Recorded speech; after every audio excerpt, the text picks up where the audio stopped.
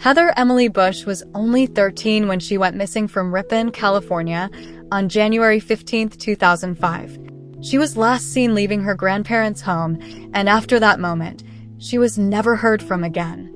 Authorities initially classified her as a runaway, but 2 decades later, there's still no evidence of where she went, what happened to her, or who might be responsible. Heather stood just 4 feet 10 inches, with brown hair, blue eyes, and a distinctive burn mark on her abdomen. She was also missing the tip of her left pinky finger, small details that could help identify her if she were ever found. Despite these identifiers, there's been no confirmed sighting of Heather since that January night. Some believe Heather may have run away voluntarily, while others suspect foul play. Her family has long questioned the lack of urgency and media attention given to her case. With no updates, no suspects, and no confirmed tips, Heather's story faded from headlines, but not from the hearts of those who loved her. If you have any information about the disappearance of Heather Emily Bush, you're urged to contact the Ripon Police Department. Even the smallest tip could make a difference.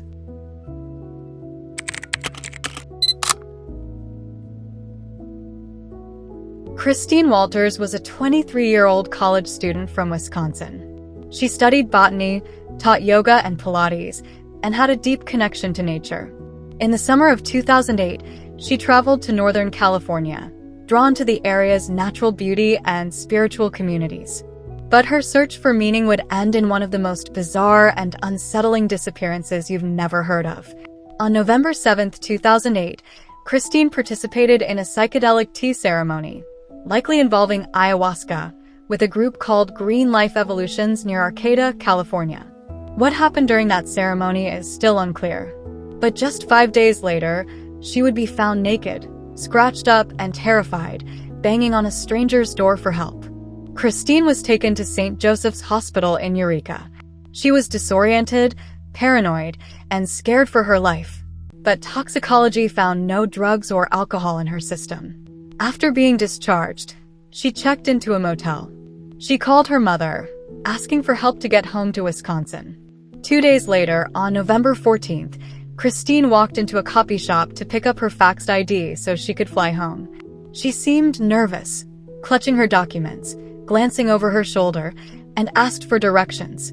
Then she walked out and was never seen again. Her backpack and personal items were later found at the Green Life Evolutions home, the same place where the ceremony happened. But Christine was gone. No witnesses, no security footage, no solid leads, just a trail of fear, paranoia, and unanswered questions. Was she experiencing a mental health crisis? Was she drugged without her knowledge? Or was she targeted, caught in something darker connected to Humboldt County's underworld? Christine's case is now tied to the infamous Humboldt Five, a series of unsolved disappearances in a region nicknamed Murder Mountain. To this day, Christine remains missing and this case remains unsolved.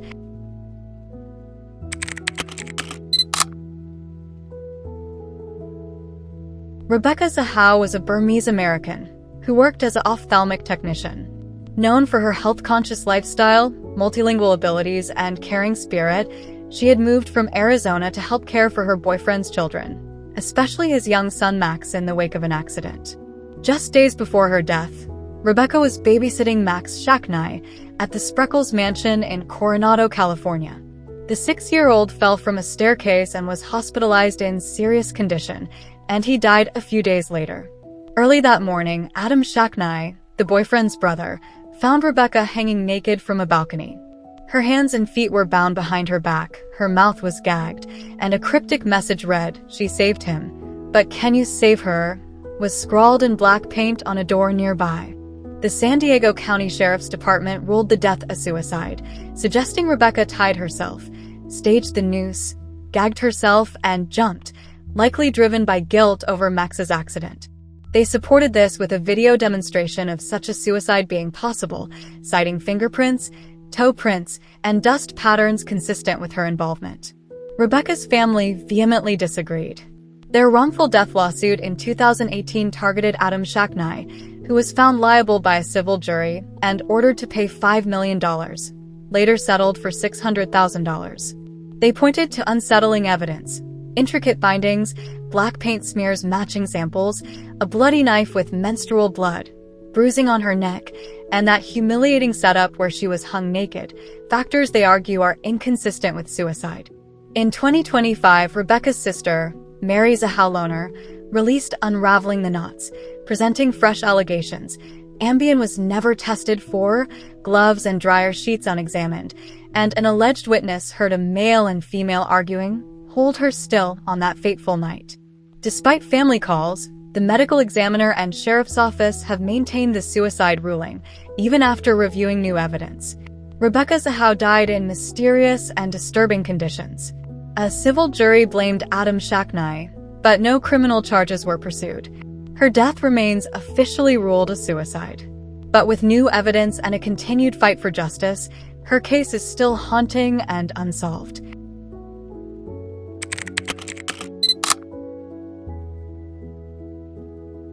A college student on his way home for Christmas. A car found crashed, still running. And a trail of clothes leading into the night. Where did Jason Landry go? Jason Landry was a 21-year-old student at Texas State University in San Marcos, Texas. Known for his passion for music, faith, and quirky humor, he was headed home to Missouri City the night he vanished. Just a routine drive he never completed. On December 13, 2020, around 10:55 p.m., Jason left his apartment. About 90 minutes later, his car was discovered crashed on a quiet gravel road near Luling, Texas. The engine was running, headlights still on, keys in the ignition, and Jason was nowhere to be found.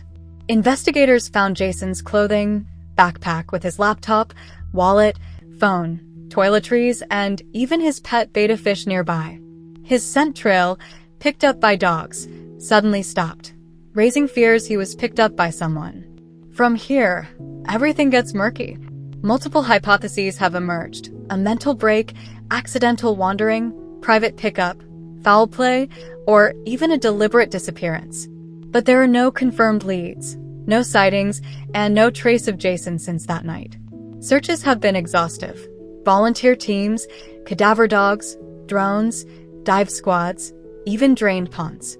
In 2022, the Texas AG's Cold Case Unit reviewed the case alongside Texas Rangers, FBI, DPS, and other experts, yet no breakthroughs. Jason's dad, Kent, a pastor, refuses to give up. Each December, they hold candlelight vigils on that lonely country road. A $20,000 reward remains open. But with every passing Christmas without Jason, their pain and hope intensifies.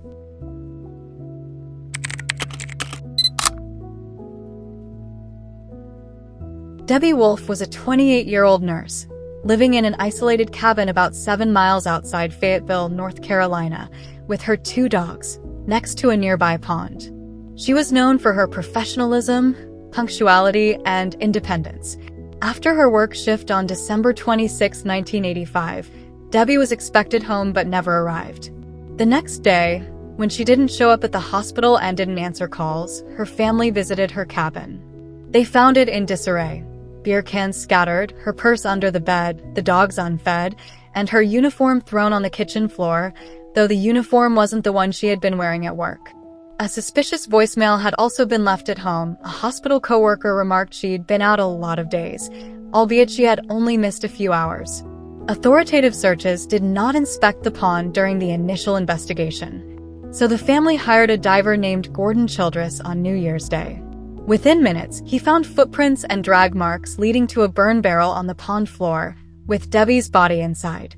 Police later claimed no barrel existed, suggesting Childress misidentified her jacket.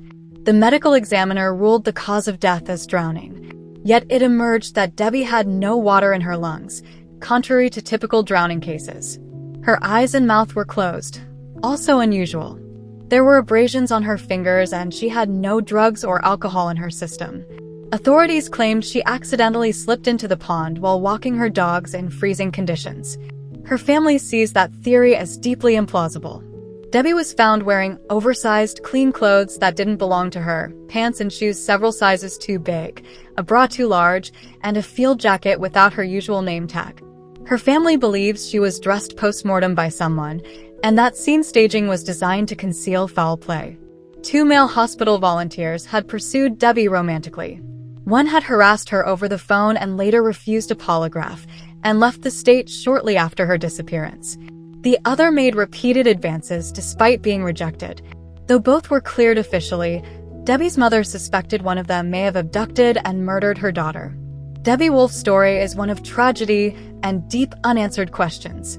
A drowned nurse, a scene concealed in a barrel, and a community who believes she was failed. As of today, her case remains unsolved.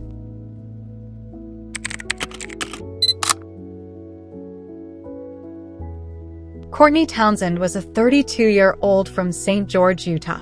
She was reportedly struggling with mental health and substance issues when she went missing in mid-November 2023 after taking her mother's car without permission.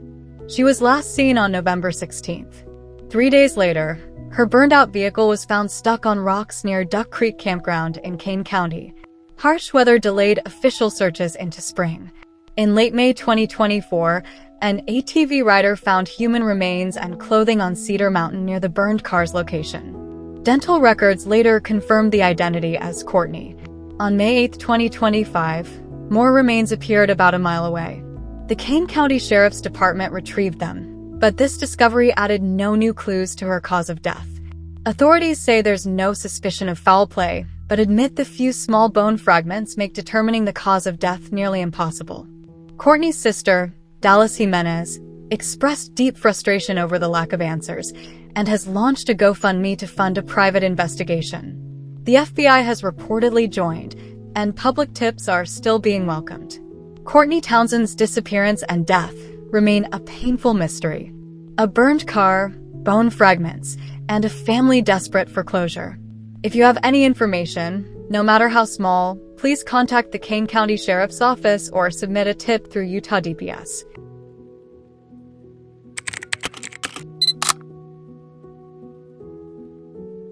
Rebecca Corium was a 24-year-old English youth counselor working aboard the Disney Wonder. Cheerful and outgoing, she had recently undergone training in Florida, sailed the Bahamas, returned home briefly, then joined the Wonder's Mexican Riviera voyage. On March 21, 2011, Rebecca messaged her parents promising to call the next day. But on March 22nd, she missed her morning shift. CCTV captured her at 5:45 a.m., appearing upset while on an internal call, wearing oversized clothing, and replying "yeah, fine" when asked if she was okay. That was the last confirmed sighting. A ship-wide search ensued, followed by U.S. Coast Guard and Mexican Navy crews combing the waters, with no trace found. The Bahamas Registered Vessels authorities investigated, but Rebecca was never located. Disney suggested she was swept overboard by a rogue wave from Deck 5 near the crew pool. But seas were calm, protective railings stood nearly 6 foot tall, and no storm was reported. The CCTV footage lacked timestamps and location details. Experts flagged possible tampering. A sandal allegedly found at Deck 5 bore another crew member's name, not Rebecca's. She wore a borrowed, oversized shirt, unusual and uncharacteristic. Rebecca's family sued Disney in 2014, settling out of court in 2016. The case officially remains open. No suspects, no definitive conclusion. Her disappearance continues to raise questions and her case remains unsolved.